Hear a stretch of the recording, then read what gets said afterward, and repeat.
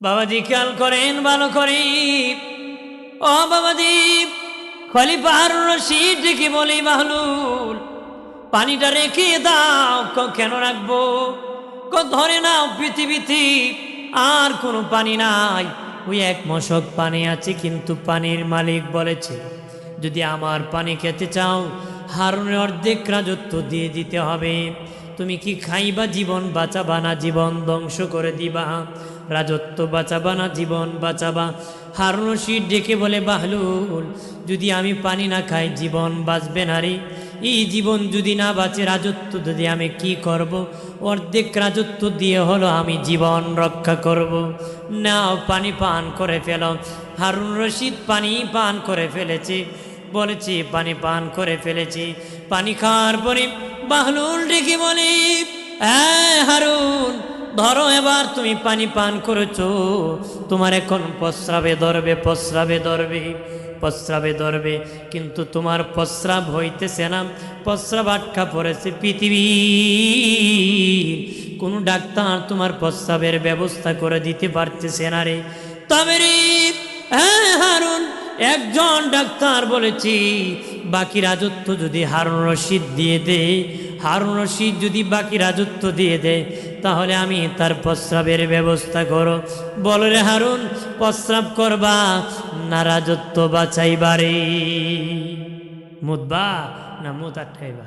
খুব আপনার কোন হারুন রশিদ কয়, আমি যদি প্রস্রাব না করি জীবন বাঁচবো। আপনার কোন প্রস্রাব পায়খানা ধরলে যদি না হয়, যে না হইছে হে বুঝছে মজা কারে কয়, কথা করা।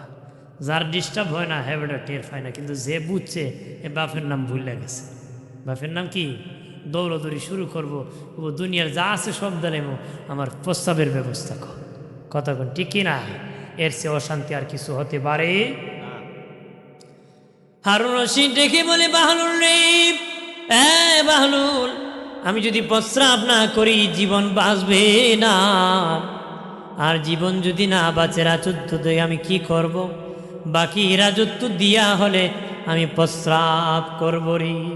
বাহলুল ডেকে বলে, হারুন এক মশক পানি খাইতে আর বাহির করতে যদি, খাইতে আর বাহির করতে যদি হারুন রশিদ তোমার ফুল রাজত্ব দিয়ে দিতে হয়, এই জীবনে কত মশক পানি খাইছো, কত মশক পানি দিয়ে উজু করছো রে, কত মশক পানি দিয়ে গোসল করছো, কত মশক পানি জীবনে ব্যবহার করেছো, বলো আমার আল্লাহকে কয় টাকা দিছো রে?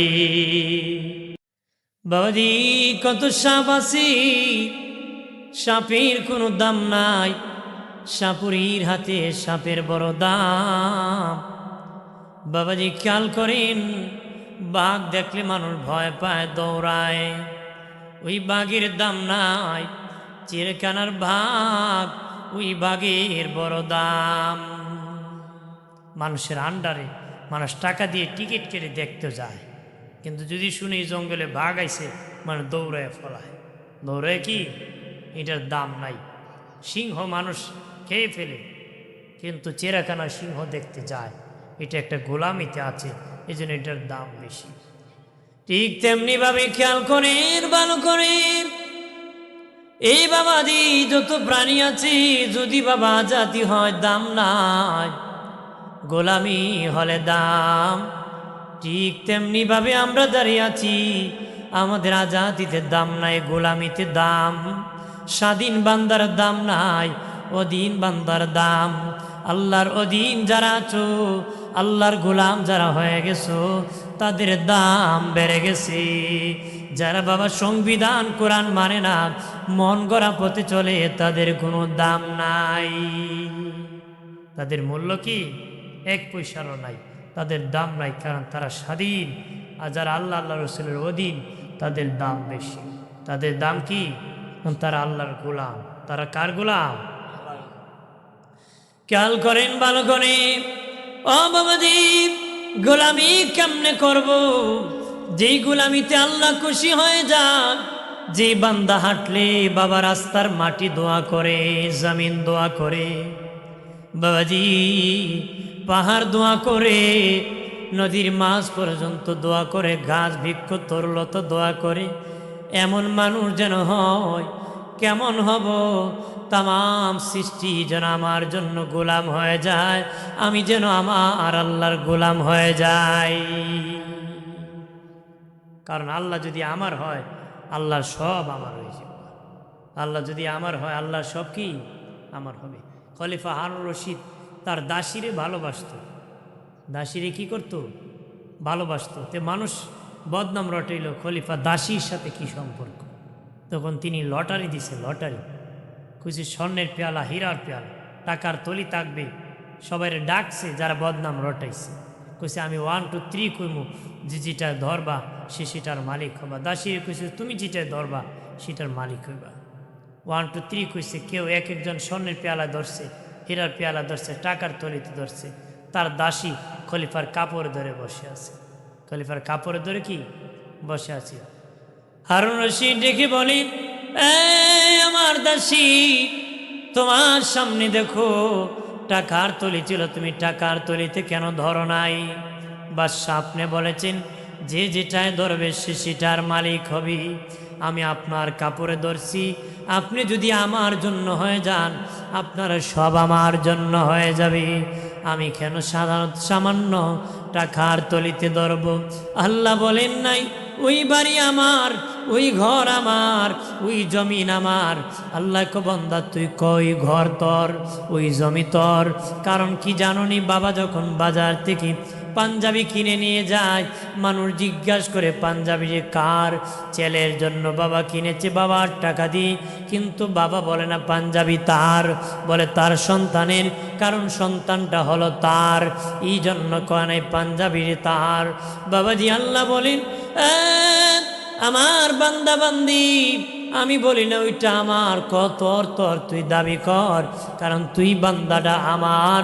তুই আমার যেহেতু সব, আমার সব তোর জন্য আমি দিয়ে দিছি, আমার সব তোর জন্য দিয়ে দিছি। এই জন্য কত এটা আমার, ওইটা আমার, ওইটা আমার। বাবাজি খেয়াল করেন ভালো করে, খলিফা হারুন রশিদের দরবারে একজন আল্লাহর ওলি থাকতেন, যার নাম হলো বাহলুল। উনি ছিলেন মজ্জুম বাবা, আল্লাহওয়ালা মজ্জুম ছিলেন। বাবাজি একদিন খলিফা হারুন রশিদ বাবা একটা পাত্রের মধ্যে, গ্লাসের মধ্যে পানি নিছে, পানি পান করবে। তখন বাহলুল আল্লাহর ওলি দেখি বলে, হারুন রাখো রে, পানিটা পান করো একটু দেরিতে। কেন রে, কেন পান করব? ধরো, এই দুনিয়ায় কোনো পানি নাই, এই দুনিয়ার কোনো পানি নাই, কিন্তু পানির মালিক বলেছে, পানির মালিক বলেছে যদি পানি পান করতে হয়, হারুন রশিদের অর্ধেক রাজত্ব আমাকে দিয়ে দিতে হবে। মাইকম্যান কই, মাইকম্যান কই গেছে? এই একটু শ্বাস কম, এটা বেশি শ্বাস শু শু করে। বাবা ঘুমাই গেছে নাকি রে? একটু শ্বাসটা কম। পতিত ওই যে সুনামগঞ্জে গেছিলাম, মাইক পেন পায় না তো, একটু পরে চিল্লাতে শুনে এই প্যান্ডেলের নিচে, স্টেজের নিচে ঘুমাই দিচ্ছে, উষ্টায় মানছে তুলছে। হাজির আপনাদের মাইক পেন গরম আছে, ওটা ঘুমাইছে না। মার হাবা কর, জোরে কর। জি একটু শ্বাসটা নিয়ন্ত্রণ কর, ঠিক আছে? মাইক কন্ডিশন একটু শুটা, কারণ তাদের বুঝতে ডিস্টার্ব হবে, অনেকে বিরক্ত বোধ করবে। তা আমার দোষ না, ঠিক কিনা? মাইকে করলে আমি কি করব? বাবাজি খেয়াল করেন ভালো করে, ও বাবাজি খলিফা হারুন রশিদ ডেকে বলি, বাহলুল পানিটা রেখে দাও। কেন রাখবো? ধরে নাও, পৃথিবীতে আর কোনো পানি নাই, ওই এক মশক পানি আছে, কিন্তু পানির মালিক বলেছে যদি আমার পানি খেতে চাও, হারুনের অর্ধেক রাজত্ব দিয়ে দিতে হবে। তুমি কি খাইবা, জীবন বাঁচাবা না জীবন ধ্বংস করে দিবা? রাজত্ব বাঁচাবা না জীবন বাঁচাবা? হারুন রশিদ ডেকে বলে, বাহলুল যদি আমি পানি না খাই জীবন বাঁচবে না রে। এই জীবন যদি না বাঁচে, রাজত্ব যদি আমি কি করব? অর্ধেক রাজত্ব দিয়ে হলো আমি জীবন রক্ষা করব। নাও পানি পান করে ফেল। হারুন রশিদ পানি পান করে ফেলেছে, বলেছি পানি পান করে ফেলেছি। পানি খাওয়ার পরে বাহলুল ডেকে বলে, হারুন ধরো এবার তুমি পানি পান করেছো, তোমার এখন প্রস্রাবে ধরবে, প্রস্রাবে ধরবে, প্রস্রাবে ধরবে, কিন্তু তোমার প্রস্রাব হইতেছে না, প্রস্রাব আটকা পড়েছে। পৃথিবীর কোনো ডাক্তার তোমার প্রস্রাবের ব্যবস্থা করে দিতে পারতেছে না রে। তবে রে হ্যাঁ হারুন, একজন ডাক্তার বলেছি বাকি রাজত্ব যদি হারুন রশিদ দিয়ে দে, হারুন রশিদ যদি বাকি রাজত্ব দিয়ে দেয়, তাহলে আমি তার প্রস্রাবের ব্যবস্থা করো। বলো রে হারুন, প্রস্রাব করবা না রাজত্ব বাঁচাইবারে? মুদবা না মুদ আটকাইবা? খুব আপনার কোন হারুন রশিদ কয় আমি যদি প্রস্রাব না করি জীবন বাঁচবো। আপনার কোন প্রস্রাব পায়খানা ধরলে যদি না হয়, যে না হইছে হে বুঝছে মজা কারে কয় কথা করা। যার ডিস্টার্ব হয় না হে বেটা টের পায় না, কিন্তু যে বুঝছে এ বাপের নাম ভুলে গেছে। বাপের নাম কি? দৌড়দৌড়ি শুরু করবো, ও দুনিয়ার যা আছে সব দাঁড়াবো, আমার প্রস্তাবের ব্যবস্থা কর। কথা কোন ঠিক না? এর চেয়ে অশান্তি আর কিছু হতে পারে? হারুন রশিদ ডেকে বলে বাহলুল রে, বাহলুল, আমি যদি প্রস্রাব না করি জীবন বাঁচবে না, আর জীবন যদি না বাঁচে রাজত্ব দেয় আমি কি করব? বাকি রাজত্ব দিয়া হলে আমি প্রস্রাব করব রে। বাহলুল ডেকে বলে হারুন, এক মশক পানি খাইতে আর বাহির করতে যদি, খাইতে আর বাহির করতে যদি হারুন রশিদ তোমার ফুল রাজত্ব দিয়ে দিতে হয়, এই জীবনে কত মশক পানি খাইছো, কত মশক পানি দিয়ে উজু করছো রে, কত মশক পানি দিয়ে গোসল করছো, কত মশক পানি জীবনে ব্যবহার করেছো, বলো আমার আল্লাহকে কয় টাকা দিছো রে? বুঝছেন নি কথা? এক মশক পানি খাইতে আর বাহির করতে রাজত্ব যদি পুল দেওয়া হয়, জীবনে কত পানি দিয়ে বরকেত করছেন মিয়া, কত পানি দিয়ে উজু করছেন, গোসল করছেন, অপচয় করছেন, মালিককে কয় টাকা দিছে? কথা কোন ঠিক কিনা? কয় টাকা দিছে? তখন বাবাজি খলিফা হারুন রশিদ একটা লাঠি হাতে নিয়ে বাহলুলকে ডেকে বলে বাহলুল নে, ওই লাঠি আমার লাঠি কানা, তোমাকে হাদিয়া আমি দিয়ে দিতেছি। তুমি যদি তোমার চেয়ে আর কোনো বড় ব্যাককল পাও, ওই ব্যাককলকে তুমি লাঠিখানা হাদিয়া দিয়ে দিও। লাঠি দে আর কয় তোমার চেয়ে বড় ব্যাককল পাইলে ওই লাঠি হেরে হাদিয়া দিও, কারণ আমি তোমারে পাইছি ব্যাককল, তোমার পাইছি কি ব্যাককল। কিছুদিন পরে বাবাজি বাহলুল হারুন রশিদের বাড়িতে এসেছে। এসে দেখে হারুন রশিদ বাবা কাপড় বাইজ করতেছি, খাবার দাবার রেডি করেছে, শুকনা খাবার। কোন কাপড় পরবে রেডি করতেছি। বাহলুল ডেকে বলে হারুন কোথায় যাবা? 3 দিনের সফরে যাব, 1 সপ্তাহ আগ থেকে রেডি হইতেছি। প্রথম দিন কোন খাবার খাবো, দ্বিতীয় দিন কোন খাবার খাবো, তৃতীয় দিন কোন খাবার খাবো। তারপরে বলতেছি প্রথম দিন কোন কাপড় পরে যাব, দ্বিতীয় দিন কোন কাপড় পরে যাব, তৃতীয় দিন কোন কাপড় পাবো, এই কাপড় রেডি করতেছি। তখন বাহলুল আল্লাহর ওলি বলে হারুন কয় দিনের সফর? 3 দিনের সফরে যাইতেছি। 3 দিন। ডেকে বলে ওগো হারুন 3 দিন সফরে যাবা, 1 সপ্তাহ আগ থেকে খাবার দাবার কাপড় চোপড় রেডি করতেছো। হাসরের মাঠে কবরে তুমি যাবা, এর আগে এটা হাজার হাজার বছরের সফর। হাসরের মাঠে হাজার হাজার বছর থাকতে হবে, না জানি জাহান্নামে কত বছর জানি চলে যায়। ওগো হারুন হাজার হাজার বছরের সফরের কোনো চিন্তা নাই, কোনো টেনশন নাই। 3 দিনের সফরে কত টেনশন করতেছো, কোনটা লাগাবা কোনটা খাবা। হারুন তুমি বলেছো আমার চেয়ে বড় ব্যাককল পেলে তারা যেন লাঠি হাদিয়া করি। আমি দেখি তুমি আমার চেয়ে বড় ব্যাককল, হাজার বছরের চিন্তা নাই, 3 দিনের চিন্তায় বেউস যাও। যে লাঠি আমাকে দিয়েছিলা ওই লাঠি কানা তোমাকে আমি হাদিয়া দিয়ে দিছি।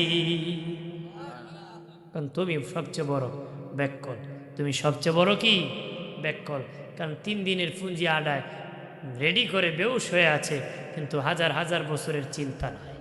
হাজার হাজার বছরের কি চিন্তা আমাদের আছে নাই? মনে হয় একজন 100 বছরের টিকিট লই আইছে। কতক্ষণ আছে কি না? 100 বছরের টিকিট নিয়ে আইছে, এই জন্য বাবাজি আমরা ভয় করতে হবে কাকে? জোরে কর, কাকে? আব্বাসী খেলাফতের বড় বাদশা ছিলেন প্রধান খলিফা হারুন রশিদ, খলিফা হারুন রশিদ, যার শাসন আমল বিচার ইনসাফ ন্যায় প্রতিষ্ঠিত হয়েছিল। ইনসাফ বিচার কি ন্যায় প্রতিষ্ঠিত হয়েছিল, যেখানে কোনো অন্যায় বিচার হতো না। সুবহানাল্লাহ কর না, আরো জোরে কর। বাবাজি কান করেন ভালো করে, খলিফা হারুন রশিদের শাসন আমলে এক শহরের বাবা বিচারক অসুস্থ, বিচারক অসুস্থ। বাবাজি 1 মাস ধরে কোনো বিচার আদালত বসে না, 1 মাস ধরে কোনো বিচার আদালত বসে না। বাবাজি খলিফার কাছে চিঠি গেল যে খলিফা অমুক শহরের মধ্যে আজকে 1 মাস ধরে বিচারক অসুস্থ, এই জন্য কোনো বিচার হয় না। খুন বেড়ে গেছে, চুরি বেড়ে গেছে, রাহাজানি বেড়ে গেছে। তাড়াতাড়ি অনুরোধ করে বলি খুব তাড়াতাড়ি ওই শহরের বিচারক নির্ধারণ করে পাঠিয়ে দাও।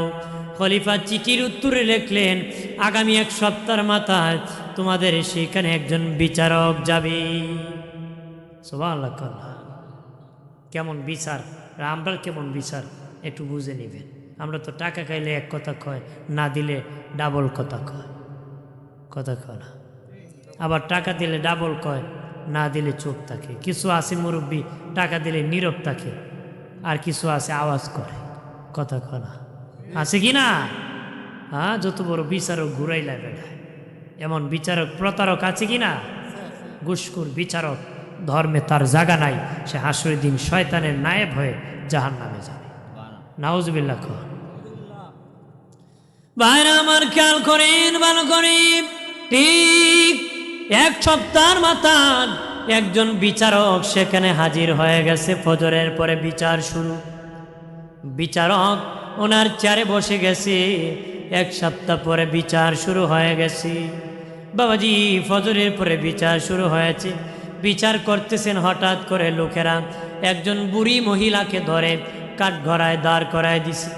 আদালত ডেকে বলে, বুড়ি কেন রে এই কাঠগড়ায় দাঁড় করালো? কি কারণে তাকে দাঁড় করায় দিল? লোকেরা বলল, এই বুড়ি গত রাত্রিতে হোটেলের মধ্যে রুটি চুরি করছে, মধু চুরি করছে, এই জন্য তাকে কাঠগড়ায় দাঁড় করায় দিছি। আদালত জিজ্ঞাসা করি, বুড়িমা সত্যি কি তুমি হোটেলের মধ্যে রুটি চুরি করছো, মধু চুরি করছো? বুড়ি ডেকে বলে, আদালত হ্যাঁ সত্য, আমি রুটি চুরি করছি, মধু চুরি করছি। স্বীকার করে ফেলছে, সত্য আমি মধু আর রুটি। আদালত ডেকে বলে, বুড়িমা ও বুড়িমা এই বুড়া বয়সে কেন গো তুমি চুরি করতে গেলাম? বুড়ি ডেকে বলে, আদালত আমার নাতিপুতি আছে, ছেলে নাই, ছেলের বউ নাই, 3 দিন ধরে উপবাস, তারা খিদার যন্ত্রণায় কান্না করতেছে। আমি বুড়ি শুইতে পারি নাই, সহ্য করতে পারি নাই, নাতিপতিদের জন্য মধু আর রুটি চুরি করতে হোটেলে গিয়েছি। আদালত যে বিচার যে শাস্তি আছে আমার জন্য প্রয়োগ করেন, নির্ধারণ করেন। আপনি হলে কইলেন, আল্লাহর কসম আমি হোটেলে দাঁড়িয়ে দিয়ে গেছি না, কথা কয় না। বুড়ি কয়, সত্যি আমি চুরি করছি, যে রায় সেই রায় আমি মেনে নেব। আদালত ভয় পেয়ে গেল।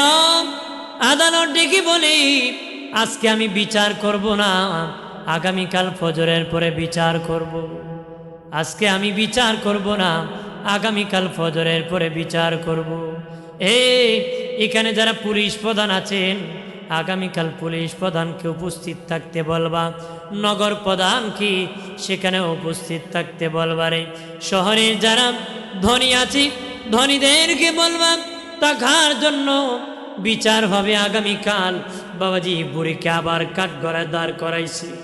বিচারক ডেকে বলে, বুড়ি চুরির অপরাধে হাত কেটে দিতে হয়, বয়স বিবেচনায় মওকুফ করে দেওয়া হলো, তার হাত কেটা হবে না, তাকে 100 বেত নির্ধারণ করা হলো। কয়শো বেত? কথা করা 100 বেত নির্ধারণ করা। তবে এই 100 বেত বুড়ির গায়ে মারা হবে না, উনি অনেক বুড়া, ওনার গায়ে মারা হবে না।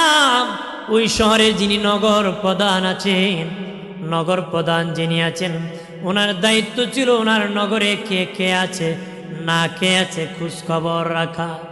নগর প্রধান ওনার নগরে খবর রাখে নাই কে কে আছে না কে আছে। খবর রাখার না রাখার অপরাধের কারণে ওই নগর প্রধানের হাতে 20টা বেত মারা হবে। কয়টা? 20টা মারা হবে। কারণ নগর প্রধান তার নগরের খবর রাখল না। কেন? যদি রাখতো বুড়ির নাতিপতি 3 দিন উপবাস থাকতো না।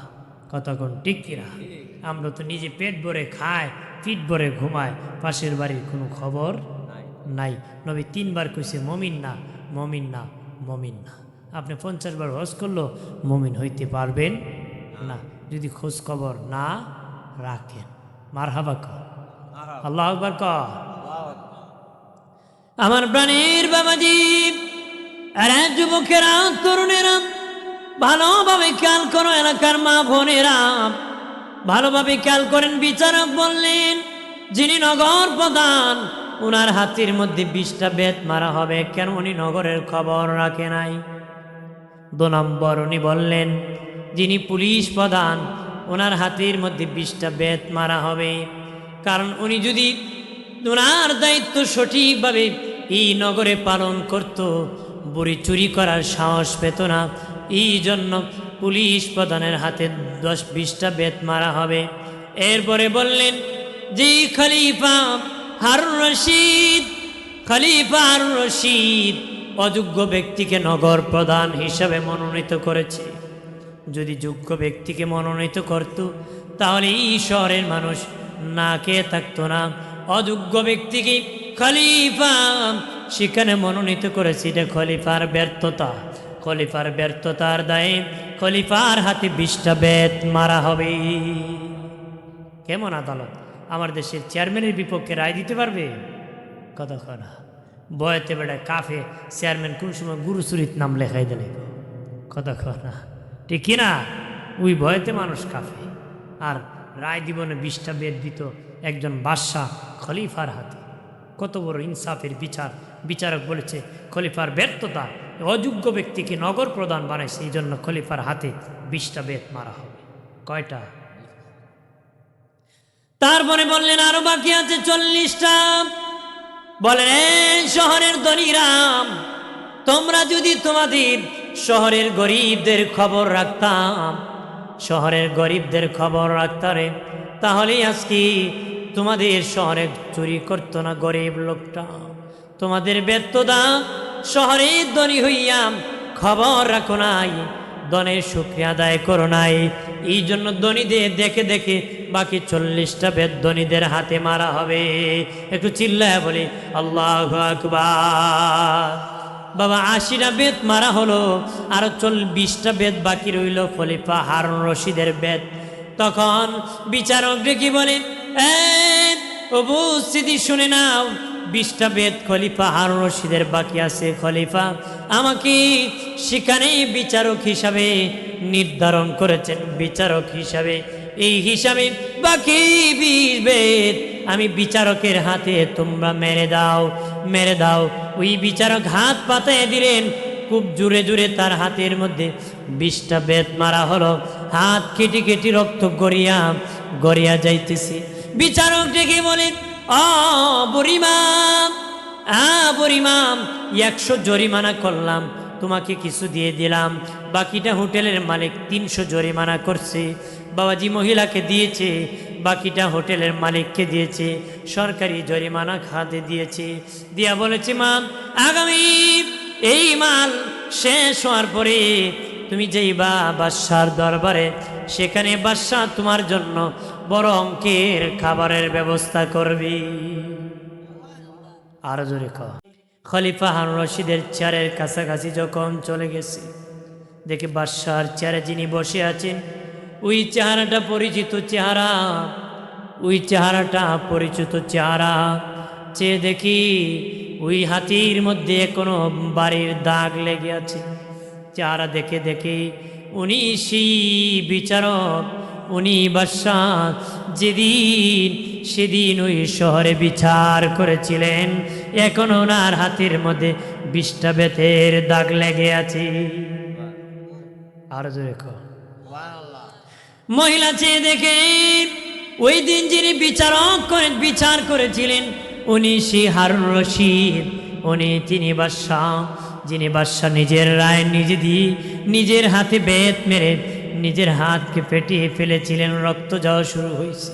মহিলার কাছাকাছি খলিফা আসিয়া দুরহাত ধরিয়া কয়, মা অনেক বেয়াদবি করেছি, তোমাকে খিদা রেখে কষ্ট দিয়েছি, মারে কিয়ামতের দিন আমার আল্লাহর দরবারে আমি হারুন রশিদের বিপক্ষে বিচার দিও না রে, যদি বিচার দাও আমার মালিকের দরবারে আমি জবাব দিতে পারবো না, আমি বাদশা হইয়া আমার নগরের খবর রাখি নাই, মেহেরবানি করে ক্ষমা করে দিবা। ওরাই চলো বিচারক যারা বাবা বাদশা হওয়ার পরে খলিফা হওয়ার পরও ইনসাফের বিচার করতেন, যাদের শাসনে কারো উপর বাবাজি বেইনসাফ করা হতো না, সহি শাসন কায়েম করতেন, শান্তির সমাজ প্রতিষ্ঠিত করেছিলেন। সুবহানাল্লাহ। আমরা শান্তির গান গাই, যে গান গায় ও শান্তি চায় না, কথা কয় না, যে গান গায় ও শান্তি চায় না, খালি গানই আছে। বেড়া স্বপ্নে দেখছে প্রায় 16 জায়গায় প্রস্রাব করতেছে, এখন থেকে জায়গায় প্রস্রাব করে দিচ্ছে, লেপ ভিজাই দিছে। শুধু দেখছে স্বপ্নে কমলা খাইতেছে, আঙ্গুর খাইতেছে, ওইটা দেখে বালিশ ফেরে তুলা খাইতেছে। এখন যদি স্বপ্ন বাস্তবায়ন করতে হবে, আপনার এখন এই স্বপ্ন কি বাস্তবায়ন করা যাইব? করতে গেলে জায়গায় প্রস্রাব করতে হইব, তুলা ফেরে খাইতে হইব, কথা কনা। তার মানে এরকম স্বপ্ন বাস্তবায়ন হয় না, স্বপ্ন স্বপ্নের মতন হতে হবে যেটা বাস্তবায়ন করা যায়। ওই স্বপ্ন দেখা যাবে না যে স্বপ্ন বাস্তবায়ন করা যায়, কতক্ষণ ঠিক কিনা? আমার প্রাণের বাবাজি খেয়াল করেন, ভালো করেন। ও বাবাজি অনুরোধ করে বলি, জীবনটা ইনসাফের জীবন চালাবা, সহি বিচার করবা। আমাদের মাযহাবের ইমামুল আজম আবু হানিফা রহমতুল্লাহ আলাইহি বলেন, ওয়াকাল আবু হানিফা রাহিমাহুল্লাহ ওয়া হুয়া নাইবুল্লাহ লিআন্নাহুল হাকিম। ইমাম আবু হানিফা বলেন, যারা ন্যায় বিচার প্রতিষ্ঠিত করবে, ন্যায় বিচার করবে, তারা হাসরের দিন আমার আল্লাহর নায়েব হয়ে দাঁড়াবে। কি হয়ে দাঁড়াইব? নায়েব হয়ে দাঁড়াবে। খেয়াল করেন, ভালো করে। ইসলামের ভিতর পরিপূর্ণভাবে প্রবেশ করতে হবে। ইসলামের ভিতরে এক পাও ঢুকালেন আর এক পাও বাহিরে হবে না। মসজিদের ভিতরে এক পাও আর এক পাও বাহিরে, যেমন ভিতরও না বাহিরও না, ঠিক তেমনি ভাবে বাবাজি নামাজ পড়েন আবার বাহির হয়ে মিথ্যা বলেন, এমন হবে না। পরিপূর্ণভাবে ঢুকতে হবে। তুমি বাবাজি হজের মুসলমান হতে হবে, জাকাতের মুসলমান হতে হবে, ফিতরার মুসলমান হতে হবে, সত্যবাদী মুসলমান হতে হবে, হক কথা বলার মুসলমান হতে হবে, দান সৎকা দেওয়ার মুসলমান হতে হবে, পর্দার মুসলমান হতে হবে বাবাজি। কিন্তু বাবাজি একদিকে যায় আরেক দিকে যায় হবে না রে। পরিপূর্ণভাবে ইসলামের উপর দাখিল হতে হবে, পরিপূর্ণভাবে ঢুকতে হবে। বেটা মসজিদে গেল আগের কাতার, মন্দির গেল আগের কাতার, মন্দিরে গেল কি আগের কাতার। আমি কই বেটা এক জায়গায় যাও, দুই জায়গায় যাও, কেন কথা কয় না? একটা নাও, তুমি সব জায়গায় দখল করে নিতে চাও, এটা হতে পারে না। ইসলামে প্রবেশ করতে হবে, কারণ শয়তান আমাদের প্রকাশ্য শত্রু। শয়তান আমাদের কি প্রকাশ্য শত্রু। এই শয়তানের সাথে বন্ধুত্ব করে কোনোদিন ফায়দা হাসিল করা যাবে না। দুনিয়ার যারা শত্রু আছে, শত্রুর মোকাবেলা, ওই শত্রু তোমার জন্য অস্পষ্ট স্পষ্ট না, সে ক্ষতি করতে পারে নাও করতে পারে, কিন্তু ইবলিস তোমার শত্রু, এটা স্পষ্ট, সে ক্ষতি তোমাকে করবে, ক্ষতি তোমাকে কি করবে, হে জাহান্নামে না নিয়ে তোমাকে সারবে। এই জন্য বলছি পরিপূর্ণভাবে ইসলামে প্রবেশ করো, পরিপূর্ণভাবে কি আমার প্রাণীর বাবাজি খেয়াল করেন, ভালো করে। পরিপূর্ণভাবে মুসলিম হয়ে যাও, এক ভাই আরেক ভাইয়ের উপকারে এগিয়ে যাও, লাভে এগিয়ে যাও, ক্ষতিতে নয় বাবাজি। ক্ষতি করবা না রে, লাভিয়ে গিয়ে যাও, মুসলমান মুসলমানের পাশে দাঁড়ায় যাও। আজকে বাবাজি টাকা যার আছে তার পাশে মানুষ দৌড়ায়, টাকা যার নাই তার খবর কেউ রাখে না রে। তেলের মাথায় তেল দে, যার তেল নাই তার খেলতেও তেল দেয় না রে। দেনি যে মহিলার তেল নাই তারা কেউ তেল দেয় না, যে তেল আছে কত জাতের তেল উপহার পায়। কথা কলা যে বেটার টাকা নাই হের টাকার অভাব, টাকা নাই হেরে কেউ টাকা দেয় না, যার টাকা আছে হেরে বান্ডিলের বান্ডিল মানুষ দেয়, ঠিক কিনা? যে বেটা জীবনে হজে যেতে পারবো না, হাজি সাবাই সেই বেটার একটা রুমাল দেয় না, আতর দেয় না, জমজমের পানি দেয় না। কারে দে? যে বেটা 32 বার গেছে হের বাড়ি পাঠায়। কথা কলা ঠিক কিনা? তাহলে তেলের মাথায় মানুষ তেল দেয়, যার তেল নাই হেরে কেউ তেল দেয়। এই জন্য তেলের দাম খালি বাড়ে। তেলের দাম কি এখন বিকাশ করলেও তেল দেয়, বিকাশ করলে কি তেল দেয়। আমি বাড়ির সামনে দেখি হাফ লিটার তেলের বোতল নিয়ে বসে আছে। আমি কইলাম বেটা কি করো তোমরা? বিকাশ যে খুলবো তারা হাফ লিটার তুল দিব। আমি বললাম এত দামি বাড়ছে রে তেলের রে, সব জায়গায় এখন তেল লাগে। কথা কোন ঠিক কিনা? এটা তো সে পরে আল্লাহুম্মা মোহাম্মদ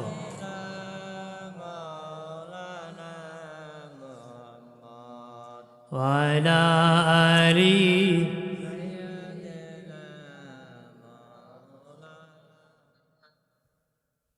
কিসের বড়াই কররে মন আমাটি দেহ লইয়া, কখন জানি চলে যাবে প্রাণ পাখি তোর ওরে আল্লাহ। মহব্বত